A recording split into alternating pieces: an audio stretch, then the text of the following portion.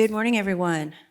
Thank you for coming out in April after spring break when it is a somewhat stressful time as we try to wind up our courses and our committee meetings and get ready for grading exams commencement in the summer. Very much appreciate your coming out, and it's a beautiful day. I think we're going to have a wonderful time together. One quick note, these are bruises. No problem. I had a bad fall on Monday morning and my kitchen table bit me.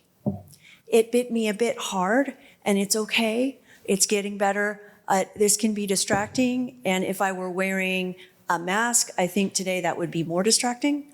So just erasing that from any conjecture. Let's do a quick show of hands.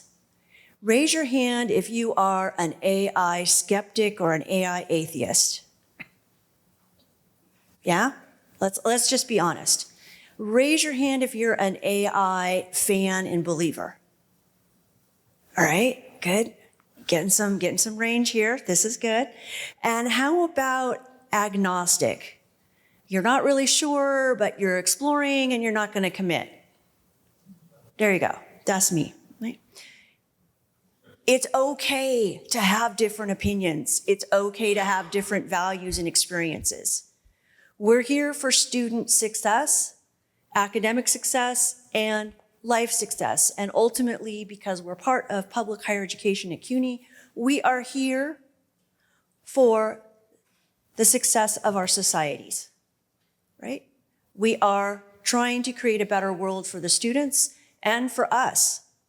So that's why we're here. And we need that diversity in our thought. I'm here to talk about and get some interaction with the seminar I've been teaching since fall of 2024. I'm the Teaching and Learning Center Director at John Jay College of Criminal Justice, and as many of my colleagues were, I was tasked with offering faculty development on AI. Not necessarily Gen AI, agentic AI, machine learning, just AI as a blanket term. I did not feel prepared. I did not want to learn Gen AI. I had played with DALL-E. I had played with different chats and types of Gen AI and agents. It wasn't where I wanted to go. I am a responsible and accountable employee. So I did some research and I said, what do I really think we need to do with this? We need to think about how we are teaching and learning ethically and effectively, keeping that in the center and using any new technology or tool as a support and assistant rather than letting it substitute for our thinking. So I found an opinion piece in the Times Higher Education, the London Times in 2023, that suggested Gen Z and Gen Alpha students would benefit perhaps by learning the Bloom revised taxonomy in reverse. And we'll look at that in a moment. And then I connected that to writing assignments that use Gen AI as an assistant, as a support for critical thinking skills development. That's where we're starting. Now let's go on the journey. Sonia? Here's your first testimonial. I have 3 in here from seminar participants. 2 are anonymous from a survey, and 1 you'll see at the end. We give credit to the person who posted it. I'll just let you read this.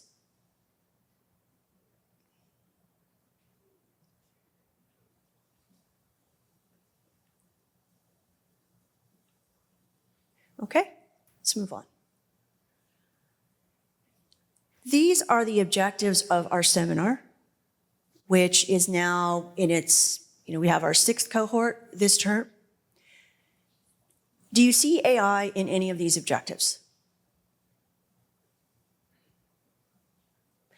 It's about teaching. It's about critical thinking. It's about writing better assignments. Okay? We'll get into the Gen AI in a minute or two. So let's look at Bloom. How many of you are familiar with the Bloom revised taxonomy or the original or both? Show of hands? Okay, great. Next.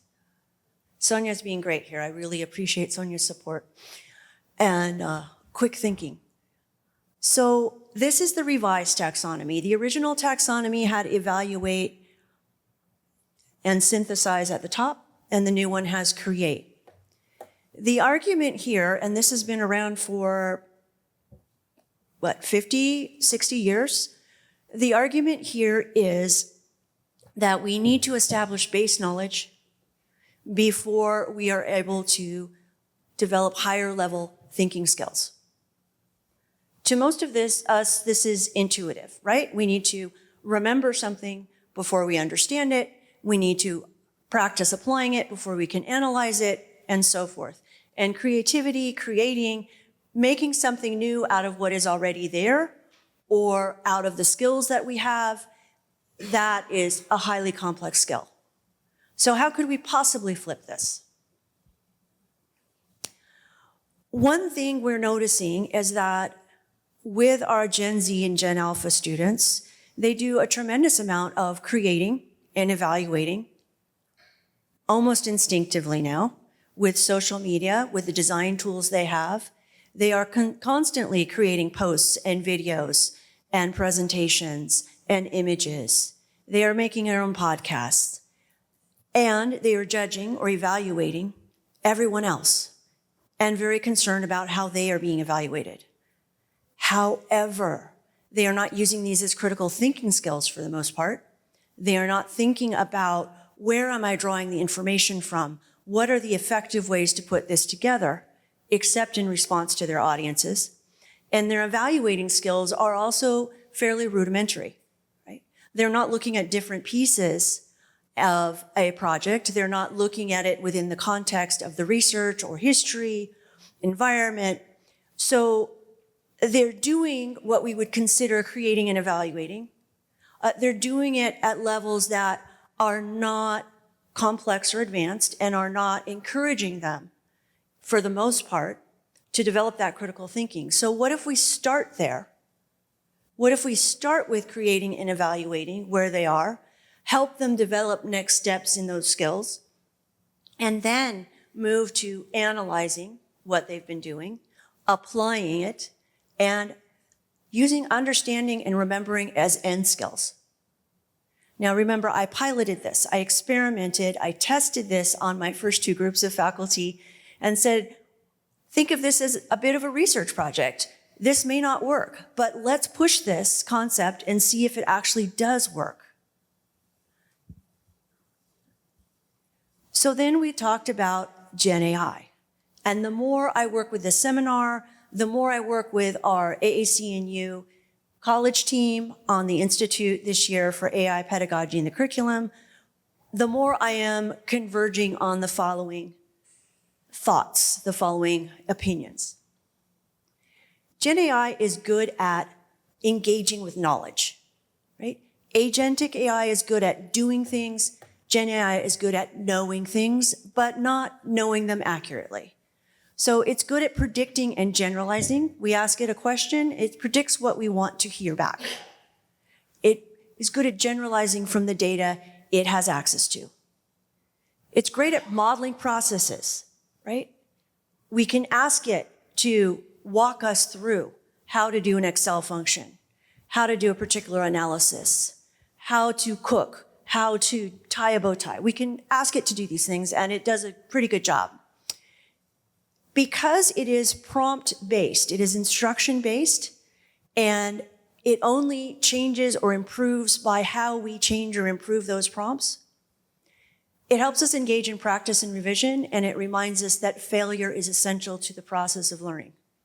We write a faulty prompt, we're going to get a faulty answer. It's also very good at asking us to analyze and evaluate outputs and products. We want to know, are there biases and hallucinations? We want to know, is this accurate? We want to know how it came up with the information. Mostly what I think Gen AI is good at is teaching us to design specific complex questions related to specific complex issues. Show of hands, how many of you in your courses believe that your students should be asking and learning to ask specific complex questions related to specific complex issues in your disciplines? right? I would hope to see everybody, right? We want our students to learn these skills whether or not they're using the technology. What is Gen AI bad at? We know that it is frequently inaccurate. It invents information, right? It is not good at accessing data that is not digitized or that is sidelined from the data that it is programmed to access, that it has access to. It is not good at finding objective or equitable or inclusive data. We've seen the research, right? Gen AI is set up to be biased. Gen AI is not human. It doesn't know what we really think and feel. So here we go with mental health therapy. Gen AI is very dangerous in these areas because Gen AI does not pick up our cues in ways that a professional trained therapist would. And it's extremely bad at avoiding codependent interactions and relationships. Gen AI, chatbots in particular, are designed to seek approval. Not in our codependent human way, but in a way that seems very similar. And so Gen AI wants to have confirmation that what it's doing is right and will continue doing what it thinks we want to hear, what we want to see. This is highly problematic, right? This is a huge ethical issue. So what do? We can shift, focus, invest, and anchor. We can shift from substituting Gen AI or any tool, whether it's a text, an image, a skill, any tool, any person, from substituting to thinking and doing to assisting, right? Let's shift and have an empowerment mode. We want our students to train their AI, to train their Gen AI, their agentic AI. We want them to train their minds, their conversations, whatever they're using to support their learning. They are in charge, and we are in charge of guiding and training them how to do this. So we want to focus on improving questions. Many of us ask our students to design research questions, and we say, be specific. Do we take apart the elements of a good research question and show them how it works? Do we take apart a bad research question or a faulty one and show them those elements and what's missing or what's not working? Gen AI can force us to really get much deeper with our students who are coming to us less prepared to intuitively understand what we mean when we say, be specific, pick a good topic. We invest in specific language and assignments, and we anchor. If you could go back. I'm sorry. We anchor our learning environments in context, transparency, and meaning. I've heard the word clear used a lot in my career. I've had supervisors say, this isn't clear to me. Write this more clearly. We all have a different idea of what clear is. So I'm switching to transparent. I'm going to tell you, my students, what I am thinking. I'm going to explain my intentions to you. And then we can have a discussion. I'm being transparent. That doesn't mean I'm being readable or clear to you. It just gives us a different starting point. Now, let's look at the data from the seminar, and then we'll talk about the assignments and the resources that we developed. So that's the contextual theoretical basis. Now this gets a little more interesting. We've had 6 cohorts. The last live session for this term finished yesterday. 17 academic departments and programs have been represented out of 23. 22 full-time faculty, 29 part-time faculty. So far, 39 faculty have completed, and we are hoping to have 50 to 53 by May 15, which is when my groups have their final assignments and activities and feedback due. We've had 4 versions of the seminar. I've redesigned this each time in response to what faculty are showing me and in response to the reading and in the experiences that I'm having. Each seminar lasts 1 term or 3 weeks. We did an immersive last June in 3 weeks. So there are 3 live synchronous sessions. There are 2 assignment creations or revisions required. And then the 3rd assignment is an experience reflection. Faculty are also required to post feedback, peer feedback, On Brightspace, we've used the CUNY Academic Commons as well. And in the live sessions, we do quite a bit of peer discussion. By the end of May, like 6 weeks from now, we will have had more than 100 assignments created or redesigned, incorporating critical thinking skills development and intentional Gen AI use, and many of these will be available for other people to read and use and modify. I think that's pretty exciting. It's a fairly small group of faculty. It's quite a range. It's quite an impact. You can see most of the faculty who have been coming are teaching 100 or 200 level courses or designing for those. We have a few more graduate faculty this year, but we are still in these lower levels. So that tells us something about the types of critical thinking we're looking at and the skills. Next. And you can see the disciplines. So obviously our English faculty are very interested, but so are history, philosophy in particular, right? Our humanities folks, Africana studies, Latin American, Latinx studies. And we have a very strong justice faculty at John Jay. We have, I think, 3 or 4 different programs and departments, right? So you can see the breakdown here, and it is quite interdisciplinary. I sent out a survey about a month ago to the faculty who took the seminar in fall 2024, June 2025, and fall 2025. And about half of those responded. And you can see that actually quite a few are still using the assignments in the seminar, which is exciting. We did have people come in who were skeptics, and they did the work, and they decided it was not something we want to do. However, they have very good AI policies in their syllabi now, and they can converse with their students about those decisions much more effectively. I have much more data that I can share. I don't want to spend too much time on it. But the exciting part of this is that, to me, faculty are designing assignments more intentionally, so they're learning some new skills. We are communicating across disciplines and getting feedback. We're kind of putting our egos out the door, focusing on what's really going to be effective. And some of the best assignments I've seen are coming out of the seminar, Gen AI or no Gen AI. And I'm really excited to see in a year or two how that relates to faculty satisfaction and student success. Because if your students are responding more effectively to the work you are assigning them, your morale is going to rise. You will feel better about what you're doing and less frustrated with your students. If students are more engaged with assignments, they're less likely to use Gen AI or anything else to cheat.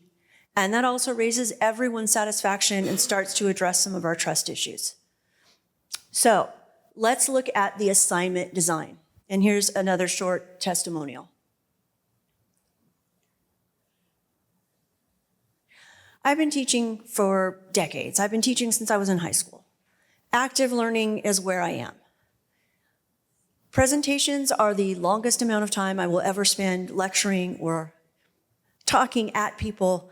For the most part, I do punctuated lectures with quite a bit of interactive learning and asking people to learn and teach themselves the learning with some guidance. So we got our hands dirty, so to speak. We did the work. We really got in. We shared our frustration, and we shared our wins, and we shared our knowledge. These are the principles for the assignment design. None of these are about AI literacy.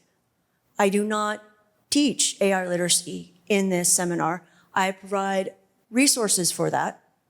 We have a great Brightspace self-paced workshop that our Office for Digital Learning has designed that walks faculty through pedagogies and Gen AI. That's not the focus of this. The focus of this is the assignments, and then how do we incorporate the Gen AI.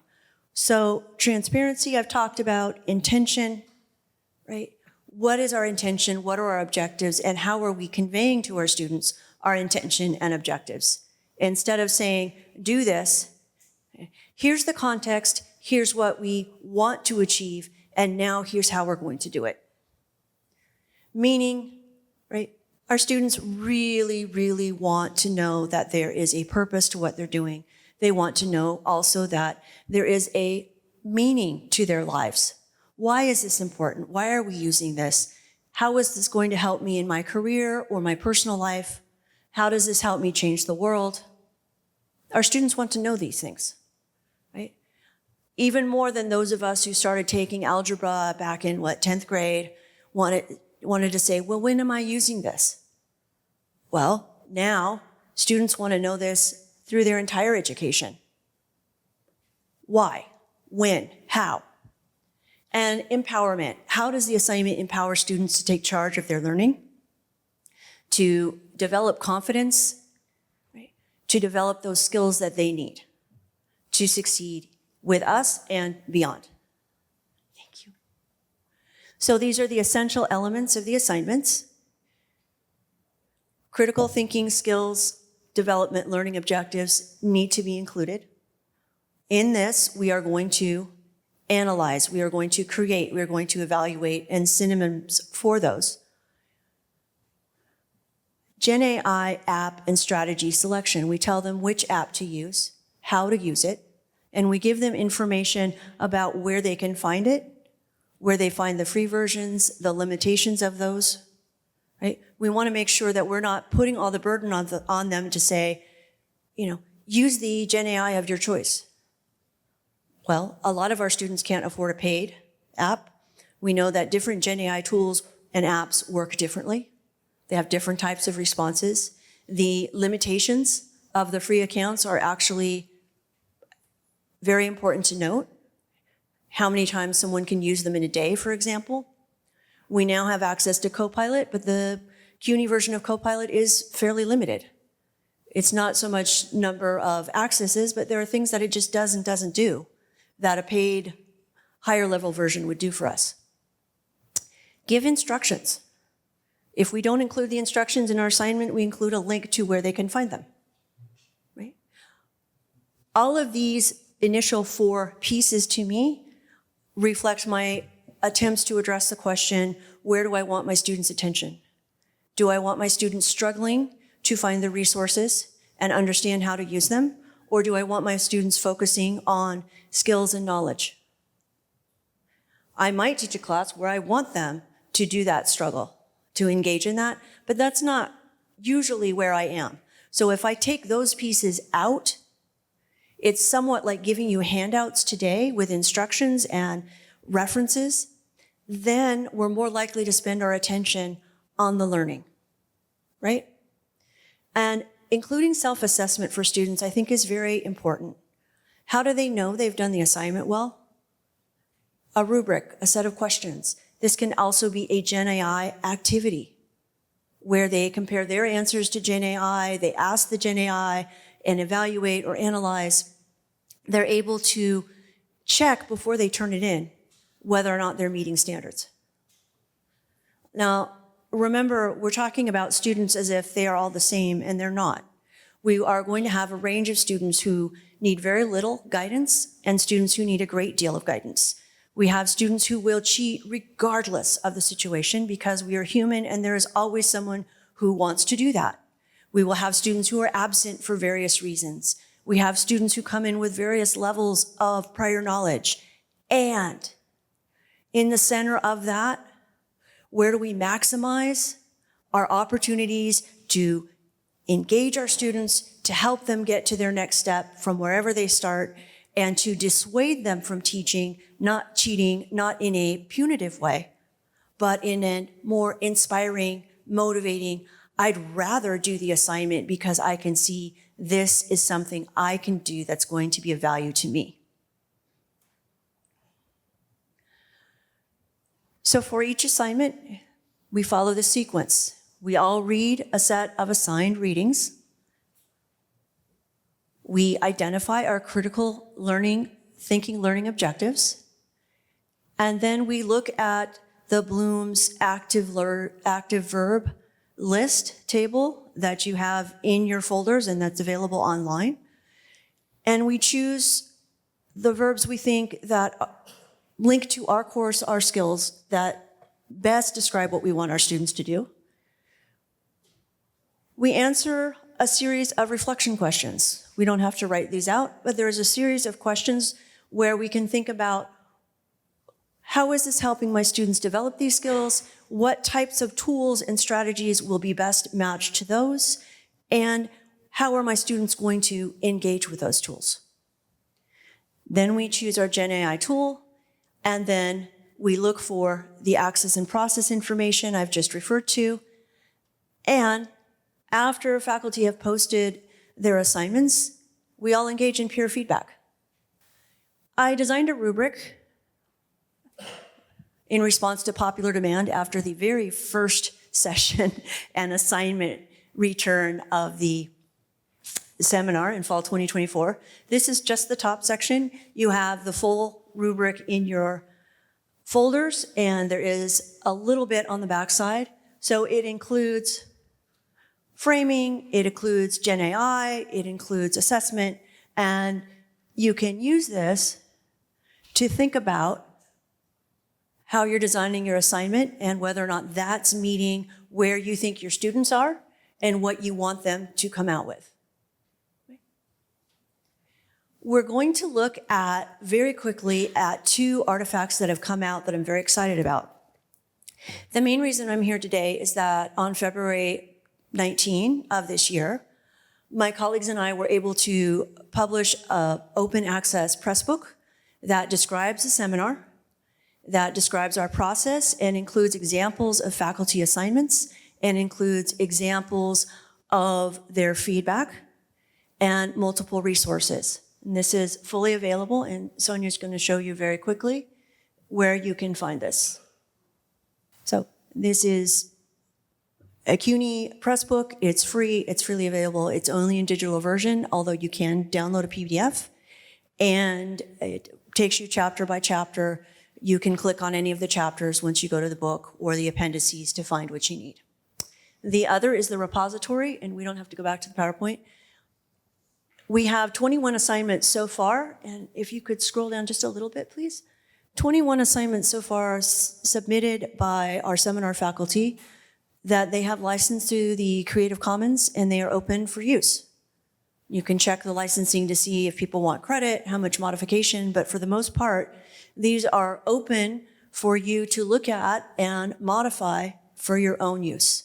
And in the seminar that I've been teaching this term, I've had faculty participants do the reading of the press book, and they are choosing one or more of these assignments to modify for their own courses, which makes a great cross-disciplinary conversation, and it takes some stress off of looking at our own work. Okay, back to the PowerPoint, as we are almost done. Here's our final testimony, and Sherry Simon in our SEEK department, who's done wonderful work, says this: I'd just like you to have the thank you slide and know where to find me, okay? So thank you so much. Appreciate it.